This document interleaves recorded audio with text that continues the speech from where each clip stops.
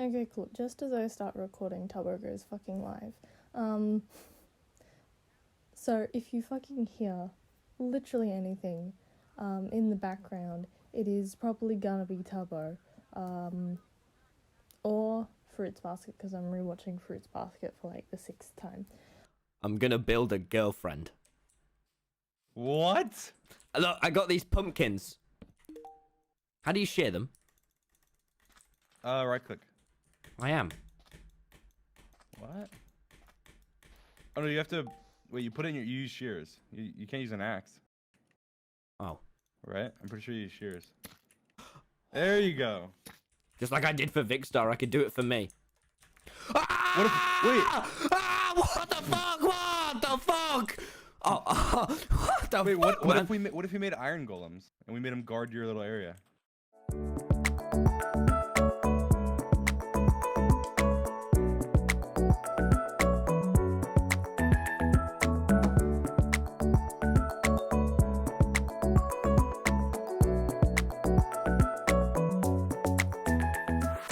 Hello everyone, my name is Brooklyn, otherwise known as the Dramatic Otaku. It is currently 4 in the morning. I just finished an assessment and really wanted to record something, so here is this video.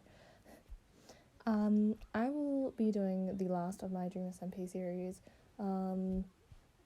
except for like Minecraft Love Hunt. We'll probably do another 2 episodes of Minecraft Love Hunt, don't quote me on that.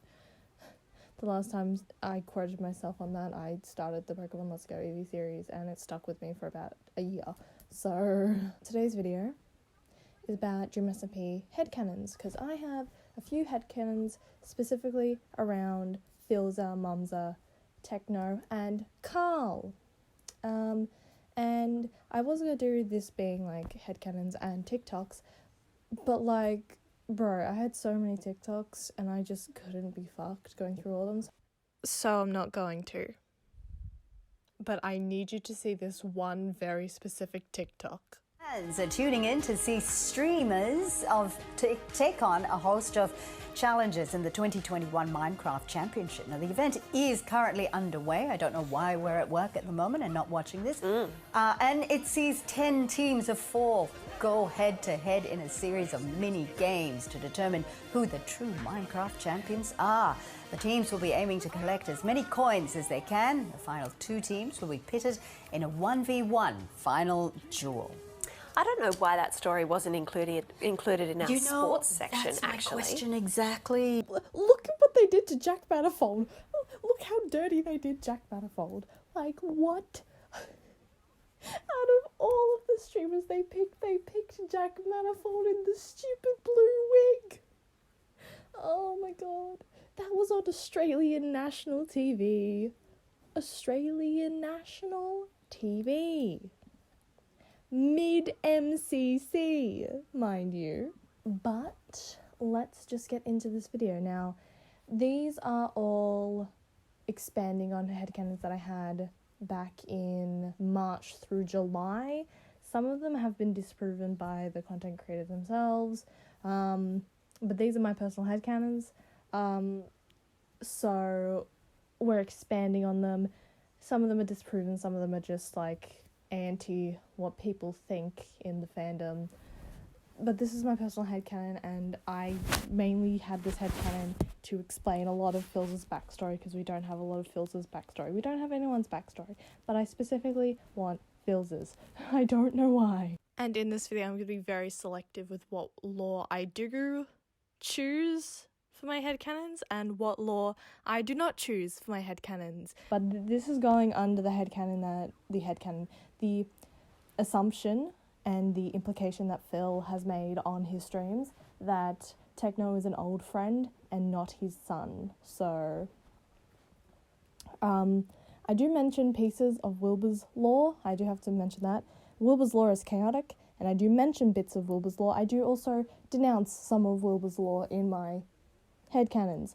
I essentially just pick and choose what canon that I like and don't like when it comes to headcanons. So let's get right into it. So I'm just going to begin with a very common headcanon, I've seen it in a few animatics as well, is Mums's photo is on a fridge in Phil's home, and young Wilbur asked Phil, thinking Mums's face was a part of the fridge, asked who was that? And Phil explained how the picture was Wilbur's mother, that being Mumsa. Will understood that the fridge was his mother. Don't ask me how, but that's why Wilbur thinks that the fridge is his mum.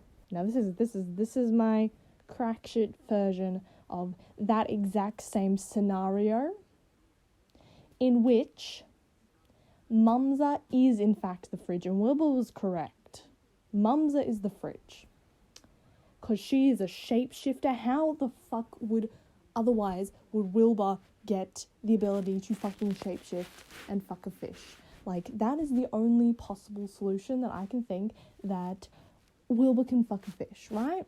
Right. I left out that I think Fundy and Wilbur and Tommy are shapeshifters. How the fuck would you have Raccoon in it, Wilbur, and Wilbur having a fox son with a fish, without there being some shapeshifter DNA? Right?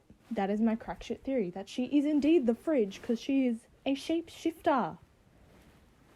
And she's using her form to be a dick to Phil because it's funny, because that would be funny, and that is something that I would do. Okay, now, this one kind of loops in with the Mumsa's the fridge thing. But not really. To start off this whole series of headcanons that all kind of intertwine is that Dream XD is a Lovecraftian god.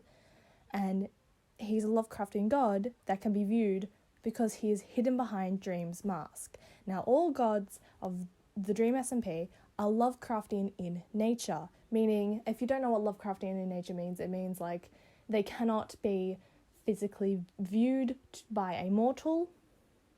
Otherwise, your head explodes. I don't fucking know. That's the definition of Lovecraftian that I know. So, every single god on the Dream SMP is Lovecraftian in nature. That's why Drista needs a mask. That's why Dream XD needs a mask. And Dream, you don't know if he's actually a god or if he's a human. So maybe he wears the mask as a trying to copy Drista and Dream XD and all these fucks. Or maybe he is actually part god. Who fucking knows? And this does include Mumsa, the goddess of death, right? Being the goddess of death is so Lovecraftian that she cannot be viewed by ungifted beings. Gifted beings are people who are either A, had a gift bestowed upon them by herself, such as Philza with his wings, because yes, I'm under the impression that Mumsa gave Phil his wings, and I will get into that in a second, or a B, deity born, and that I'm more leaning into Dream, or C, are born of another world. Now, my idea of that is Rambu or Techno, because obviously if Rambu is an Enderman, or half Enderman at least, he is from another dimension, that being the end. And Techno is half Pigman, and I'm saying Pigman, not Piglin, for a reason. Or not half, he is a Pigman, whatever. And I'm taking that he's from the Nether. Now, this goes into Philza and the Minecraft family. So, obviously, the most common one, Mumsa is the goddess of death and Phil is her angel. Philza gave up 2 of his 3 canon lives to the goddess of death for the power of flight. This also drastically elongated his life. And thus, unless he dies in a tragic accident, like a baby zombie, he cannot physically die. Thus, the gift of the goddess of death. And he can actually physically see Mumsa. Yes, he can actually physically see Mumsa because he was bestowed the gift of flight. Now, how did he get the gift of flight? Essentially, in my mind, he learned about it eons ago. He learned that you could make a deal with the goddess of death if you found her in the nether. Now, my idea is that Mumza is the goddess of death and she resides in the nether because it's a dark place, and it is full of death, fire and brimstone, similar to hell. That's my mentality. She's not the devil or anything. She's the goddess of death and just resides in the nether every so often. And then only came to Earth when Phil sort of brought her there because she fell in love with Phil, quite obviously. But he gave up 2 of his 3 canon lives for his wings, for the power of flight, because he always wanted to fly. And now he has the power of flight, and it's also the goddess of death's angel, the angel of death. Phil gets his wings. Phil falls in love with Mumza. Mumza and Phil have the children, have Wilbur, have Tommy. Techno becomes a friend of Phil, and they do training together. At some point, Techno goes off on his own to explore the world. Wilbur, following in suit, becomes a traveller and a musician traveller, though ditching the musician part as he gets older.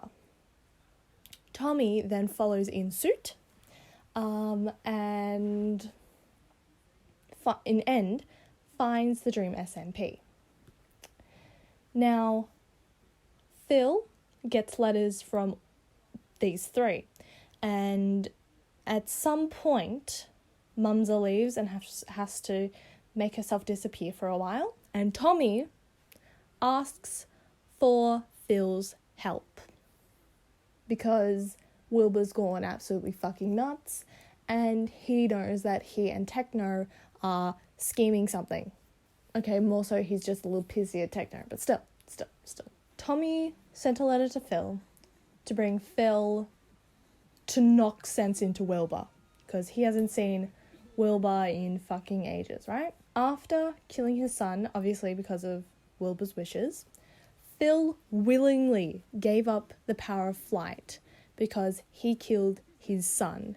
He only claims that he injured them to put Tommy at ease, because in my mentality, if you look at Phil's point of view, from memory, he does not get damaged by the explosion of L'Manberg. The person who takes damage is Wilbur. It was never meant to be. Oh my god. You didn't. Oh my god! So he willingly gave up the power of flight. He did not damage his wings. He only claims to have injured them to put Tommy at ease.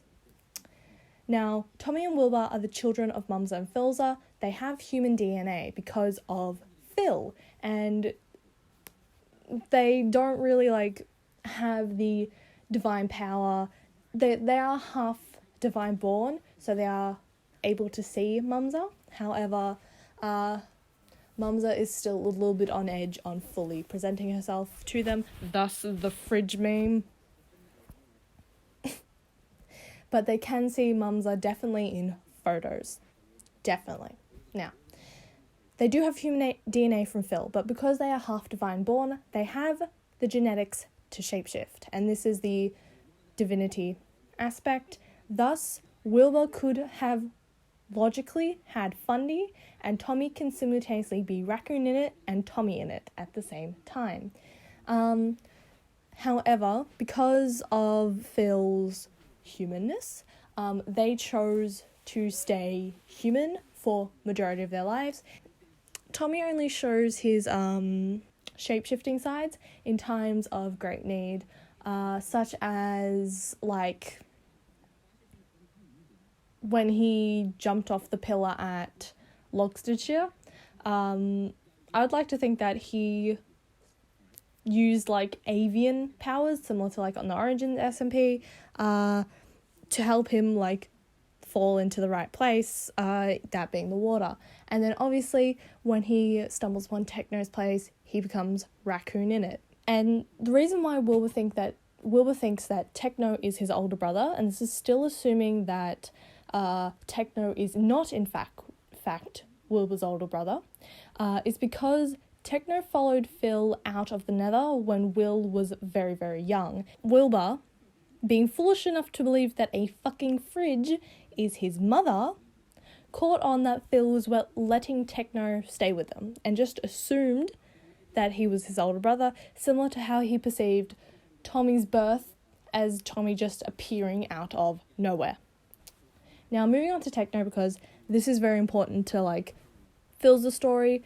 Techno escaped the Nether around the time that Phil had Wilbur. Now, Phil's first mission as an angel of death was actually to kill Techno, but he could not bring himself to do it. And as punishment, instead, Mumza, the goddess of death and ruler of the Nether, changed the DNA of the pigmen in the Nether, turning them all into piglins. Thus, the 1.16 update, leaving Techno as the last remaining pigman in history. Now, why did Mumza want Techno gone? Simple, because Techno is by no means the first pigman to leave the Nether. Pigman leaving the Nether is dangerous. Now, this is kind of including Carl's Tales of the SMP, and specifically all of, like, Techno's characters. I'd like to think those as different pigmen who have left the Nether at different times and come into great power. Mumza realised how dangerous this was, and Techno had been planning for a long time to escape the fucking Nether. When Mumza caught onto this, she told Phil, and when Phil finally found Techno when he was in the overworld, he couldn't bring himself to do it because Techno was very young at that point, as was Will. Now, pigmen caused chaos within the immediate world around them, thus Techno escaped, started causing chaos, and that's why Mumza really wanted him dead. He too has an elongated lifespan from being from the Nether, though that is out of sheer fucking spite. My next final headcanon is for Carl, and that being, Carl is an interdimensional being and a shapeshifter. And this is in reference to Carl's first skin on the DSMP, and this infers that it is his true form, and he took the form of humans to further understand the humans around him. He ended up really enjoying the form and sticking with it, and it explains his time travel powers. Yeah, that's my whole shtick with Carl, essentially. But yes, that's all the headcanons that I have. I kind of just wanted to share it because I had a really, like, detailed backstory for Philza and Techno. I only put it in bullet points for this video, and it's kind of difficult to explain because I, like, flip-flopped between the points. Thank you guys so much for watching this video. I have been the Dramatic Otaku. If you want to see more content like this, or similar to this, or completely different to this, of just me talking and doing random shit on this channel, I upload every Wednesday at 10 a.m. Australian Eastern Standard Time, and I will be seeing you next week. I hope you have a lovely good morning, good day, or good night, and I will once again see you next week. Bye! These are songs that I associate with the characters and creators of the DSMP. Mainly characters. Jack Manifold and the Bench Trio, specifically just Jack Manifold. Wilbur and Dream's character. I feel like more Wilbur, because he came back from the dead. It's 100% fucking Techno. Probably the Syndicate, but mainly when I listen to this song, I think Technoblade. Okay, so not the Spotify version, but the YouTube version, Rambo. Also Rambo. The whole Pogtopia versus Manberg arc. Specifically the explosion of Manberg. I'm getting puns or purpled vibes. Also Jack Manifold again. Sapnap. This gives me Sapnap vibes. His character at least. Captain Puffy. Also Nikki a bit, but mainly Captain Puffy. Carl Jacobs. No, I will not explain. Nikki again, but I'm not 100%.